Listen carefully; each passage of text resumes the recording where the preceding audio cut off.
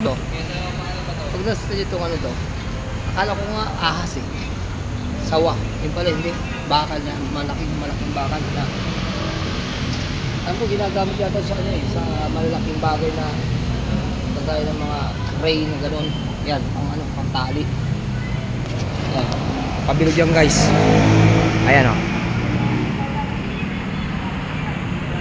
Kung iisipin nyo guys, hindi ko alam anong pangalan ng bagay na ito eh. Pero bakal yan guys. Papadala sa province. Going to Tanduanes siguro. Albay. Yan. Yan. Ito, sigurado alam niyo kung ano to. Bula-bula. Yan guys, bula-bula. Bola. Ginagawa sa mga pag may mga events. Dito naman maraming karton. May kasamang bigas. Ayan, mga bigas. Kakargo yan guys, papuntang Legazpi. Yan. Ito, upuan. Sofa. Yan guys. Okay. Ito po ang mga kinakargo papuntang province. Dito galing sa Manila. Ayun, mga furniture. Ayan sa dulo guys. Ano yung mga ayan, pang design sa bahay. I-zoom natin guys. Ayan.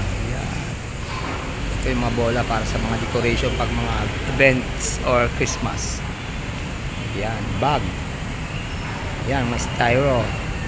Lagyan ng isda. Ayan. Okay guys, hanggang dito lang po aking vlog. This is Ronald Bocas. This is a cargo pickup pala guys. Lahat ng mga cargo nang gagal sa mga province, any point of Manila, Luzon, Visayas, Mindanao, dito po, pick up yan. Ayan po, pick up cargo. Ayan.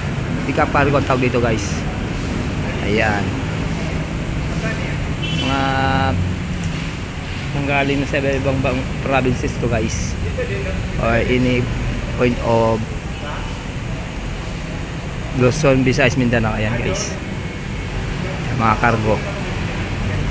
Ayan, ulitin natin yung akala mo ahas eh.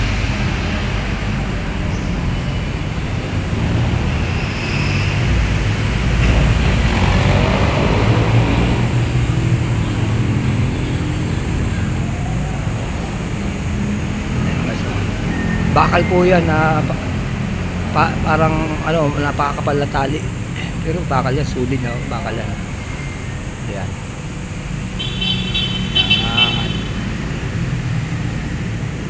Kala ko kanina kung anong bagay, yun pala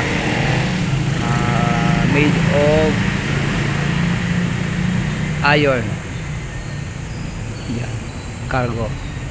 Ayan guys, this is Ronald Bicol Vlog guys. Please subscribe, watch my video, don't forget to write the comment and push the button. Cargo pickup. Bye and God bless you all guys.